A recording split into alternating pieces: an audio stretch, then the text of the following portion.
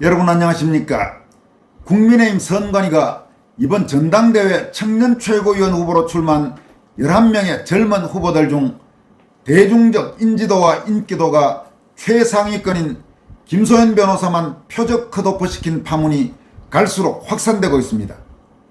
상식적인 판단에서 보면 누가 봐도 납득하기 어려운 이번 김소연 표적 컷오프 사태는 국힘 선관위 내에 파고든 이준석과 가까운 소위 세보수계 등 일부 젊은 선관위원들이 길을 쓰고 주장하면서 강행한 것으로 알려지고 있습니다. 이와 관련해 김소연 변호사는 이준석류의 인간들과 가깝고 제대로 된 직업도 없이 여의도를 어슬렁거리면서 자신들의 생각과 다르면 걸핏하면 극우 운운하면서 몰아내려고 하는 이른바 국힘 내의 백수 청년정치 호소인들과의 전면전을 선언했습니다. 오늘은 이 소식과 함께 지난 4.10 총선에서 국민의힘 부산 수영구 공천자로 확정됐다가 한동훈 세력에 의해 공천이 취소된 장해찬 전 국힘 청년 최고위원이 한동훈이 주도한 막장 비례대표 공천과 지역구 득표율보다 현저히 낮았던 비례대표 정당 득표율의 책임을 초보 운전의 대형 교통사고란 표현으로 추궁하고 나섰다는 내용도 살펴보겠습니다. 먼저 김소연 변호사는 과거 국민의힘 중앙청년위원회 부위원장을 지냈고 현재 모 기업에서 근무하고 있는 젊은 여성 직장인인 김건비 씨가 김소연 변호사 컷오프 결정에 분노해 소셜미디어에 올린 글을 공유하면서 국힘 내의 이준석 잔당들에 대한 결전 의지를 밝혔습니다. 김건비 전 국힘 중청위 부위원장은 김소연 변호사의 최고위 후보 컷오프와 도련님들의 고상한 취미생활이란 제목의 글을 통해 다음과 같이 국힘에 존재하고 있는 하나의 중요한 문제점을 지적했습니다. 김건비 씨는 먼저 얼마 전에 어떤 곳에 기고했던 자신의 글 중 일부 내용을 다음과 같이 소개하고 있습니다.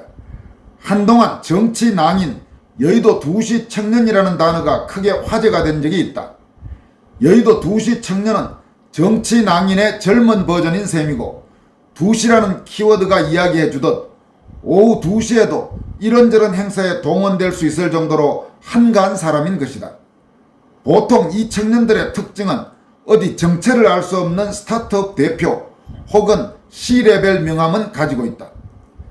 이런 정치 낭인들의 문제점이 사회에서의 경험이 없다는 것이다. 앞서 말한 내가 생각하는 정치인의 요건인 현실 감각을 기를 경험이 없었기에 목소리는 크나 그 내용물은 공허할 뿐이다. 이런 사람들은 자신만의 커리어와 내공을 쌓기 전에 정치권의 화려한 단면을 맛봤으니 정상적인 사회생활을 하기는 어렵다. 애초에 그럴 필요가 없는 사람들도 많고 이런 사람들이 정치를 위한 정치를 하는 것이며 결국 현실과는 동떨어진 정책으로 국민들의 삶을 괴롭게 하는 것이다. 이런 내용을 먼저 소개한 뒤 다음과 같이 이어갑니다. 누구보다 간절하고 처절하게 싸워야 할 정치권에는 참 고상한 도련님 아가씨들이 많다. 세습 정치인 프로 정치꾼 경 많다. 저기에 나오는 사람들에 해당되는 사람은 그냥 자기가 이 글 보면 자기가 찔려서 알 거니까 굳이 언급하진 않겠다. 국민의힘은 예전에도 이상했지만 최근 5년 동안은 더 이상하다. 잡탕이 이런 잡탕일 수가 없고 건설적인 대안을 제시하기는커녕 매일 뭔가가 잘못되었고 극우라면서 반성하자는 인간들만 넘쳐난다. 이런 인간들의 특징이 있는데 20년 총선 때부터 똑같이 5년 동안 맨날 뭔지도 모르겠지만 반성하잔다. 그렇게 부러졌더니 어느 순간에 당 최고위에도 포진되어 있고 의원이나 중요 직책 맡은 인간들도 많은데 자기가 의사결정자의 위치에 있으면서도 또 계속 당의 극우들이 문제라면서 반성하잔다. 그래서 5년 동안 뭐 이상한 백서 같은 거 펴내고 이상한 사적 이익 추구 모임 만들고 뭐 이상한 싱크탱크 같은 거 처만들어서 세금 낭비한 거 빼고 뭐가 달라졌는데? 건설적인 대안 없는 불만은 사회의 어느 조직에서나 암덩어리에 불과하다.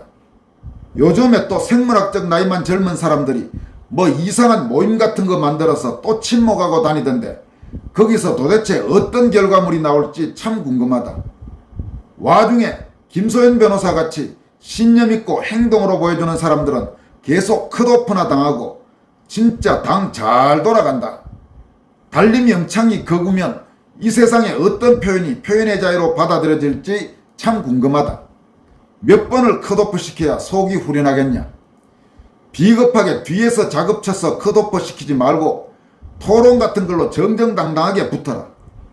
토론에서 김소연이 극우고 니들이 고상한 중도이며 그게 더 국민들한테 도움이 된다는 걸 증명해라.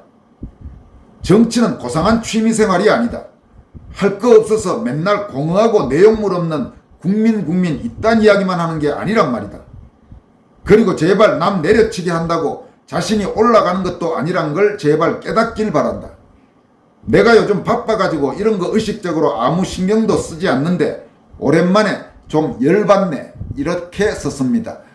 이 김건비 씨라는 여성 직장인, 사실은 이번에 처음 들어보는 이름입니다만은 아주 날카롭구만요. 양력을 찾아보니까 포항제철고등학교를 졸업했고 일본 개요대 경제학과를 졸업한 걸로 되어 있습니다. 그리고 상당히 유명한 꽤 괜찮은 직장들에서 직장 생활을 했고 현재도 아주 잘 나가는 어느 기업에서 근무를 하고 있는데 이번에 이 김소연 변호사 청년 최고위원 컷오프 결정을 보고 속말로 열받아서 꽤 장문의 글을 이렇게 올렸습니다. 김건비 씨가 소셜미디어에 이 글을 올리자 김소연 변호사는 김건비 씨의 글을 자신의 소셜미디어에 공유하면서 다음과 같은 입장을 밝혔습니다. 2020년 김종인 비대위 시절 저는 달림은 영창으로 현수막으로 금비 씨는 박결 국민의힘 중앙청년위원장과 함께 중청위 부위원장을 맡았다가 진중권 부류들과 김종인 비대위의 합동 공격을 받고 극우 내지 사고 치는 청년들 프레임이 씌워져서 언론에 도배가 됐던 동지입니다. 지금 저에 대한 알 수 없는 컷오프 사태의 뿌리는 아주 깊습니다. 유승민, 김세연, 정부영국 부류가 바른정당부터 해온 청년정치학교와 그 아류들, 성상납 이준석과 두시 청년들, 세습 정치인들과 여의도 백수들 안에 포섭되지 않은 전하, 금비 부위원장, 박결 위원장, 그리고 저희보다 더 오래 당을 지켜온 새누리당, 자유한국당, 중청위 청년분들 찍어 누르고 배제하고 세력화해서 방송 나가서 국민의힘은 극우라고 자해 발언을 일삼고 좌파 김어준 부류들 진행자들과 진중권 같은 패널들 입맛에 맞춰 낄낄거리며 인지도 높이는 방식으로 정치를 해온 자들 작품입니다. 이들은 수단과 방법을 가리지 않고 저 같은 사람들 입국 컷시키는 일에 목숨을 걸고 있습니다. 세습 정치인들, 백수 청년 정치 호소인들이 엄마 찬스, 아빠 찬스, 엄빠 친구 찬스로 여의도를 어슬렁거리는데 저 같은 사람들은 아주 눈에 가시겠지요. 2020년 중청위 사태 때 상처받고 우리 당을 떠난 청년분들을 위해서라도 저는 이번 투쟁에서 반드시 살아남을 것입니다. 다시는 우리 당이 이런 자들로부터 굴림당하는 일 없도록 우리 당의 유능하고 멋진 청년 정치인들이 자유롭게 실력 발휘할 수 있도록 제가 길을 터보겠습니다. 함께 해주십시오. 이렇게 김소연 변호사가 밝혔습니다. 김소연 변호사 컷오프와 관련해서는 국민의힘 전당대회 선관위가 오늘 김세희 최고위원 후보 컷오프 문제와 함께 다시 논의를 한다고 합니다. 오늘 오후쯤에 아마 그 결과가 나올 것 같습니다만은 당연히 컷오프는 잘못된 겁니다. 출마할 자격이 충분하고 넘칩니다. 그리고 김소연 변호사의 경우 모두에 말씀드렸던 대로 11명의 청년 최고위원 후보들 가운데 적어도 인지도 또 우파 성향 당원과 국민들 사이의 인기도가 거의 최상위권입니다.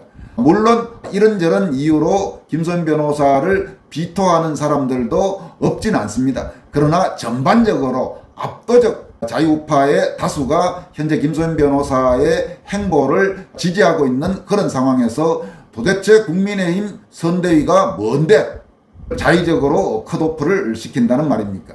김소연 변호사 컷오프 문제와 관련해서는 지난번에 소개해드린 대로 이번 전당대회 당대표 후보로 출마한 윤상현 의원에 이어서 원희룡 전 국토교통부 장관도 자의적 컷오프는 잘못됐다 이렇게 지적하고 나왔습니다.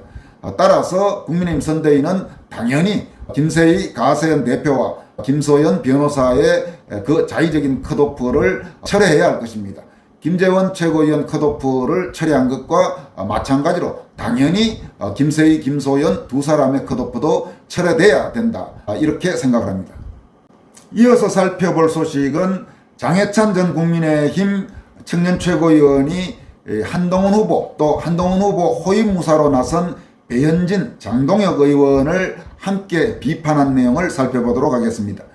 이 문제는 이번 당대표 선거에 출마해서 한동훈 후보와 경쟁하는 원희룡 후보가 어둡고 험한 길을 가는데 길도 제대로 모르는 초보 운전자가 운전대를 잡을까 무섭고 두렵다라면서 우회적으로 한동훈 후보를 겨냥하자 배현진, 장동혁 두 사람이 일제히 한동훈을 감싸고 원희룡을 비판하면서 촉발됐습니다. 이 가운데 장동혁은 지난 4.10 총선에서 한동훈 밑에서 사무총장을 지냈죠. 그러니까 4.10 총선 패배에 한동훈과 함께 직접적으로 책임을 져야 될 사람인데 이번에 최고위원 선거에 나왔습니다. 또 변진 의원은 여러분도 아시다시피 원래 홍준표 대구시장의 측근으로 알려졌는데 최근에 이른바 고무신을 이제 거꾸로 신었죠. 한동훈 쪽으로 신어서 열심히 지금 한동훈을 위해서 뛰고 있는 그런 상황입니다. 우선 원희룡 후보의 글이 공개된 뒤에 변진 의원은 여러 여론조사를 통해 절반을 훌쩍 넘는 당원과 지지자들이 지난 총선 100일간 운전대를 잡았던 한동훈에게 다시 운전대를 맡기고 싶다고 한다면서 그 의미를 우리는 잘 알지 않느냐 이렇게 주장했습니다. 변진은 이어서 당원과 지지자들께서는 지금 당과 선거라는 길을 훤히 잘 알고 여러 번 다녀봤지만 내비게이션 좀 찍어보자는 국민 요청에도 백두대간 지도만 고집하며 국도 고속도로를 헤매다 걸핏하면 진창에 빠지곤 하는 라떼는 운전자들보다 국민과 당원이라는 내비게이션이 지목하는 길로 믿고 함께 갈 줄 아는 그리고 그것이 당연하다고 믿는 운전자를 원하는 것이라면서 누구의 말과 달리 이미 국민들 눈에는 초보 운전자가 아닌 것이다 이렇게 주장했습니다. 그러니까 지금 아주 대놓고 한동훈을 지금 결사옹호하고 나선 겁니다. 또 한동훈의 러닝메이트인 장동혁은 기자들과 만난 자리에서 정치에는 민심이라는 내비게이션이 있다. 민심을 따라가면 되는 것이라면서 사고는 운전을 처음 시작했을 때 나는 게 아니라 몸에 운전이 조금 익었다고 내비게이션과 신호를 무시했을 때 나는 것이다 라고 주장했습니다. 그러면서 어쩌면 내비게이션을 따라가고 신호를 잘 지키고 주변을 잘 살피면 처음 운전할 때 사고가 적다면서 사고 날 위험이 큰 분보다 민심에 민감하게 반응하려고 하는 분의 처음 시작이 정치인으로서 훨씬 더 낫다 이러면서 역시 한동훈 호위무사로 나섰습니다. 지금 배현진, 장동혁 전부 공교롭게 또 무슨 내비게이션 이런 표현을 사용했네요. 이에 대해서 장해찬 전 국민의힘 청년 최고위원이 초보 운전의 대형 교통사고, 막장 비례대표 공천과 잃어버린 8.43% 이런 제목의 글을 자신의 소셜미디어에 올려서 한동훈과 배현진, 장동혁을 혹독하게 비판했습니다. 장해찬은 다음과 같이 지적했습니다. 한동훈 후보를 놓고 초보 운전 논란이 뜨겁습니다. 민심이 내비게이션이라 초보라도 괜찮다는 반론도 있네요. 그런데 한 가지는 꼭 묻고 싶습니다. 왜 비례대표 공천에서는 대형 교통사고를 낸 것입니까? 그때는 민심이라는 내비게이션을 무시하고 역주행을 한 이유가 무엇입니까? 그냥 하는 말이 아니라 데이터로 말씀을 드리겠습니다. 22대 총선 국민의힘 지역구 득표율은 45.1%입니다. 반면 국민의 미래 득표율은 36.67%가 고작이었습니다. 지역구 대비 8.43%의 득표율 손실이 비례대표에서 발생한 것입니다. 투표장에 나간 보수 성향 유권자들조차 차마 비례대표는 찍지 못해서 10% 가깝게 사표가 발생했습니다. 물론 개별적으로 훌륭한 비례대표 당선자도 있지만 전반적으로 국민의 미래 비례대표 공천이 잘못됐다는 준엄한 채찍이 바로 잃어버린 8.43%입니다. 공천에 대한 실망이 무려 8.43%라는 비례대표 득표율 손실로 드러났고, 이는 전국 지역구 선거에도 보수 결집을 방해하는 요소가 됐습니다. 정치평론과 분석은 주관이 아니라 데이터에 기반해야 합니다. 부디 마이너스 8.43%라는 명확한 데이터에 대해 주관적 감싸기가 아닌 통계적 반론을 듣고 싶습니다. 잃어버린 8.43%는 누가 책임져야 합니까? 당시 비례대표 공천을 주도하고 국민의힘 공관위원조차 모르게 일방적으로 발표했다가 결국 몇 자리를 수정하게 만든 책임자는 누구입니까? 잃어버린 8.43%의 책임에 대해 진정성 있는 사과와 반성이 필요합니다. 대형 교통사고를 내고도 내비게이션이 있으니 초보 운전도 괜찮다는 오만한 태도라면 상습 교통사고 유발자가 될 수밖에 없습니다. 이렇게 장해찬이 따끔하게 지적했습니다. 여러분은 지금 이 문제와 관련해서 한동훈 호위무사로 나선 배현진과 장동혁의 주장과 이들의 주장을 반박한 장해찬의 주장 중에서 어느 쪽이 더 설득력이 있다고 보십니까?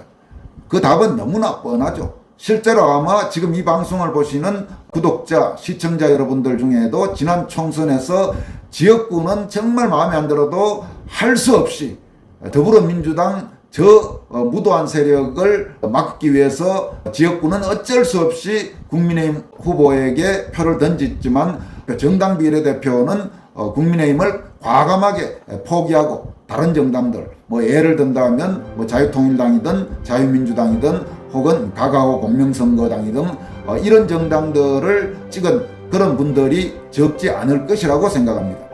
지금까지 권선할TV였습니다. 여러분 고맙습니다.